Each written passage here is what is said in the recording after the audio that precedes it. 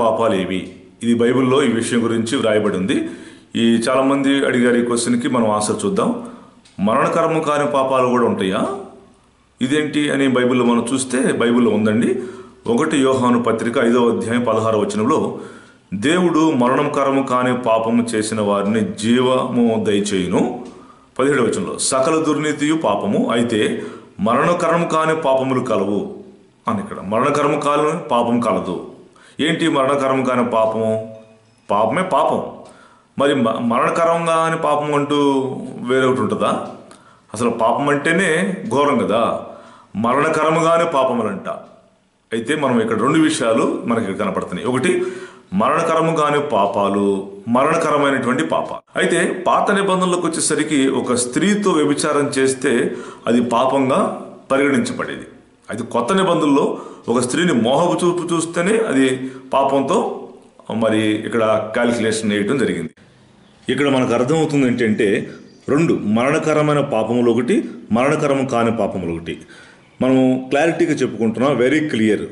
మరణకరము కాని పాపాలు ఏంటంటే దేవుడు క్షమిస్తాడు. దేవుడు క్షమించే అన్నీ కూడా మరణకరము కాని పాపాలే.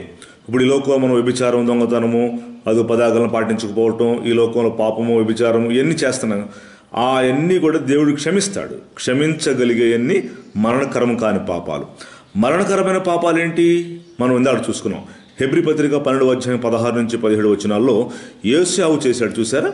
ఏశావు పశ్చాత్తాపడ్డాడు. అట్లాంటి భ్రష్టుడు, వ్యభిచారి అయినను మీ మధ్యలో ఉన్నాడేమో చూసుకోమని చెప్పాడు దేవుడు. ఏశావు ఏడ్చాడు, పశ్చాత్తాపడ్డాడు, కన్నీళ్లు విడిచాడు, మారు మనసు పొందాలని చూశాడు. కానీ అతడికి క్షమాపణ దొరకల, మారు మనసు దొరకల. అంటే అది మరణకరమైన పాపము. దేవుడు క్షమించే అన్ని మరణకరము కాని పాపాలు. ఇదిగో ఇతడికి క్షమాపణ లేదు, కన్నీళ్లు విడిచాడు, రిపెంట్ అయ్యాడు, మారు మనసు పొందాలని ట్రై చేశాడు. But there is no chance.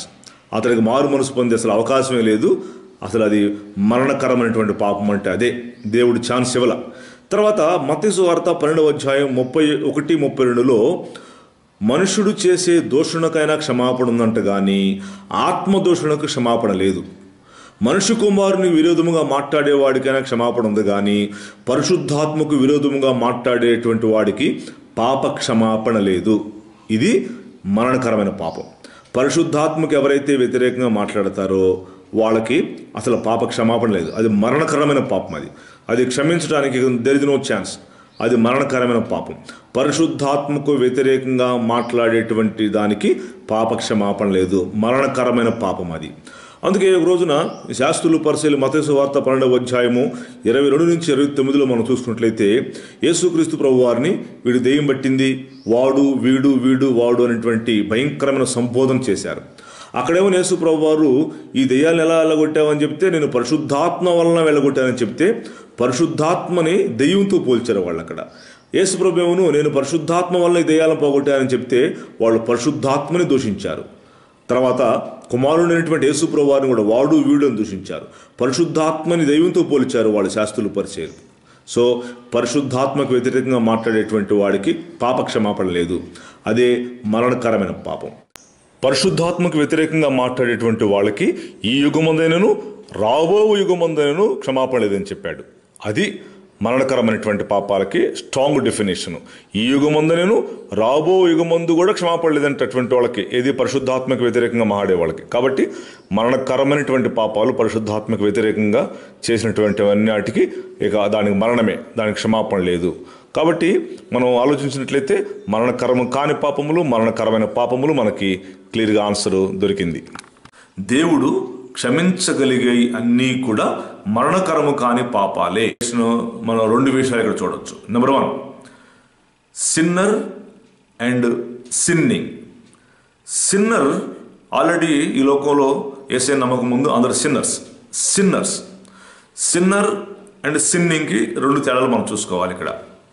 Sinner యేసు ప్రభు నమ్ముకొని పశ్చాత్తాపడినప్పుడు, యేసు ప్రభు క్షమించినప్పుడు ఆ సిన్నర్ క్షమించబడతాడు, మారు మనసు పొందుతాడు, రక్షించబడతాడు.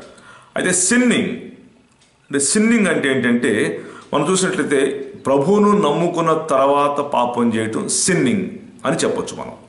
So sinner is different and sinning యేసు ప్రభువును నమ్ముకున్న తర్వాత పాపం చేయటం సిన్నింగ్. అయితే యేసుప్రభు నమ్ముకున్న తర్వాత పాపం చేస్తే క్షమాపణ లేదా సార్? ఉంటుంది. ఆమోసు గ్రంథం 1-2 అధ్యాయాల్లో ఇశ్రాయేలు 2-3 సార్లు చేసిన దాన్ని బట్టి నేను క్షమించాను అంటాడు చూసారా? 2-3 సార్లు క్షమిస్తాడు. మరి మునికోళ్ళకి ఎదురు తిరిగితే మాత్రం అది దేవుడు క్షమించలేడు. కాబట్టి దాన్ని మనం అర్థం చేసుకోవాలి. Sinner and sinning. మరణకరము కాని పాపాలేంటో మీకు ఇప్పుడు ఈ ప్రశ్నకి ఆన్సర్ లభించిందని అనుకుంటున్నాను.